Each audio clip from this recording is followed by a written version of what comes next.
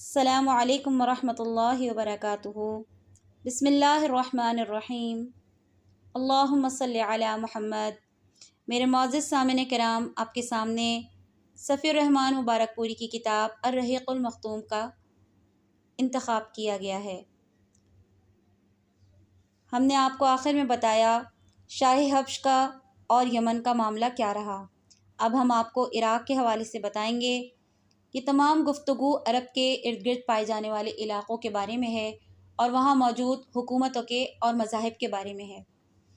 عراق اور اس کے نواحی علاقوں پر خورس یا سائرس ذوالقرنین نے 529 قبل مسیح 557 قبل مسیح کے زمانے ہی سے اہل فارس کی حکمرانی چلی آ رہی تھی۔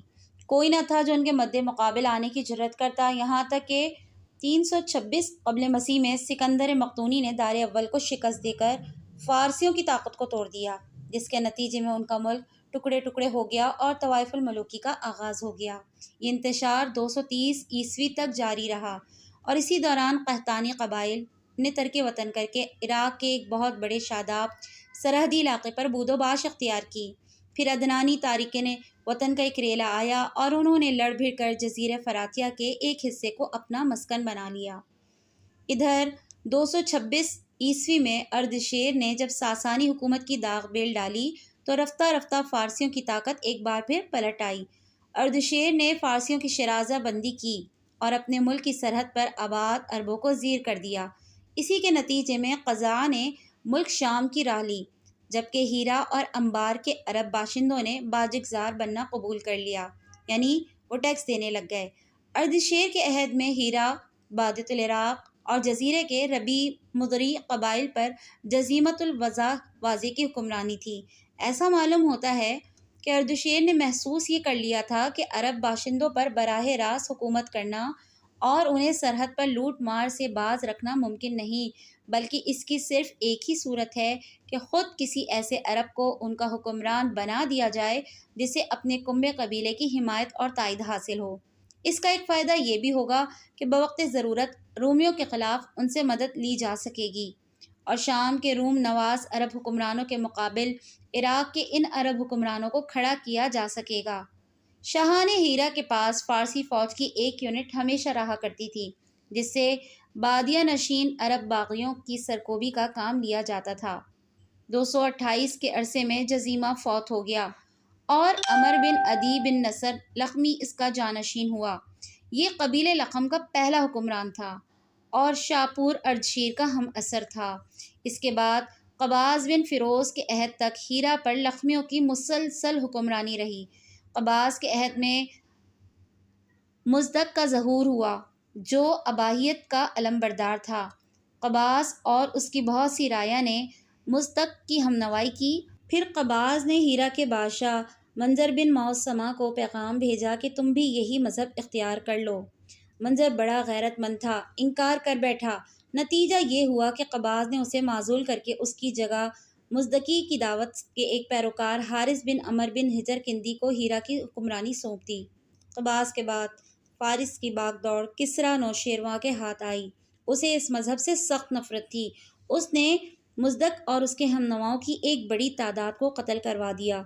منظر کو دوبارہ ہیرا کا حکمران بنا دیا اور حارث بن عمر کو اپنے ہاں بلا بھیجا، لیکن وہ بنو کلب کے علاقے میں بھاگ گیا اور وہیں اپنی زندگی گزاری۔ منظر بن موسمہ کے بعد نعمان بن منظر کے عہد تک ہیرا کی حکمرانی اسی کی نسل میں چلتی رہی۔ پھر زید بن عدی بن آبادی نے کسریٰ سے نعمان بن منظر کی ایک جھوٹی شکایت کی۔ کسریٰ بھڑک اٹھا اور نعمان کو اپنے پاس طلب کیا۔ نعمان چپکے سے بنو شیبان کے سردار ہانی بن مسعود کے پاس پہنچا اور اپنے اہل و عیال اور مال و دولت کو اس کی امانت میں دے کر کسریٰ کے پاس گیا۔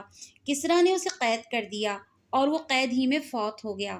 ادھر کسریٰ نے نعمان کو قید کرنے کے بعد اس کی جگہ ایاز بن قبیصہ طائی کو ہیرا کا حکمران بنایا اور اسے حکم دیا کہ ہانی بن مسعود سے نعمان کی امانت طلب کرے۔ ہانی غیرت مند تھا، اس نے صرف انکار ہی نہیں کیا بلکہ اعلان جنگ بھی کر دیا۔ پھر کیا تھا، ایاز نے اپنے لشکر کے ساتھ اور مرزبانوں کی جماعت لے کر روانہ ہوا اور ذیقار کے میدان میں فریقین کے درمیان گھمسان کی جنگ ہوئی، جس میں بنو شیبان کو فتح حاصل ہوئی اور فارسیوں نے شرمناک شکست کھائی۔ یہ پہلا موقع تھا جب عرب نے عجم پر فتح حاصل کی تھی۔ یہ واقعہ نبی صلی اللہ علیہ وآلہ وسلم کی پیدائش کے تھوڑے ہی دنوں بعد کا ہے۔ آپ صلی اللہ علیہ وسلم کی پیدائش ہیرا پر ایاز کی حکمرانی کے 8ویں مہینے میں ہوئی تھی۔ ایاز کے بعد کسریٰ نے ہیرا پر ایک فارسی حاکم مقرر کیا، لیکن 632 عیسوی میں لخمیوں کا اقتدار پھر بحال ہو گیا اور منذر بن معرور نامی اس قبیلے کے ایک شخص نے باغ دور سنبھالی، مگر ابھی اس کو برسر اقتدار آئے صرف 8 ماہ ہوئے تھے کہ حضرت خالد بن ولید رضی اللہ عنہ اسلام کا سیل رواں لے کر ہیرا میں داخل ہو گئے۔ اب ہم آپ کے سامنے شام کے حوالے سے ذکر کرتے ہیں کہ شام کے حالات اور واقعات کیا تھے۔ جس زمانے میں عرب قبائل کی ہجرت زوروں پر تھی، قبیلے قزاع کی چند شاخیں حدود شام میں آ کر آباد ہو گئیں۔ ان کا تعلق بنو سلیم بن حلوان سے تھا اور انہی کی ایک شاخ بنو زجعم بن سلیم تھی جسے زجاعمہ کے نام سے شہرت حاصل ہوئی۔ قزاع کی اس شاخ کو رومیوں نے صحرائے عرب کے بدوؤں کی لوٹ مار روکنے اور فارسیوں کے خلاف استعمال کرنے کے لیے اپنا ہمنوا بنایا اور اسی کے ایک فرد کے سر پر حکمرانی کا تاج رکھ دیا۔ اس کے بعد مدتوں ان کی حکمرانی رہی۔ ان کا مشہور ترین بادشاہ زیاد بن حویلہ گزرا ہے۔ اندازہ یہ کیا گیا کہ زجاعمہ کا دور حکومت پوری دوسری صدی عیسوی پر محیط رہا ہے۔ اس کے بعد اس دیار میں آل غسان کی آمد ہوئی اور زجاعمہ کی حکمرانی جاتی رہی۔ آل غسان نے بنو زجعم کو شکست دے کر ان کی ساری قلم رو پر قبضہ کر لیا۔ یہ صورتحال دیکھ کر رومیوں نے بھی آل غسان کو دیار شام کے عرب باشندوں کا بادشاہ تسلیم کر لیا۔ آل غسان کا پایتخت دومت الجندل تھا اور رومیوں کے اہلکار کی حیثیت سے دیار شام پر ان کی حکمرانی مسلسل قائم رہی، یہاں تک کہ خلافت فاروقی میں 13 ہجری میں یرموک کی جنگ پیش آئی اور آل غسان کا آخری حکمران جبلہ بن اہم حلقہ بگوش اسلام ہو گیا۔ وآخر دعوانا ان الحمد للہ رب العالمین۔ اللہم صلی علی محمد۔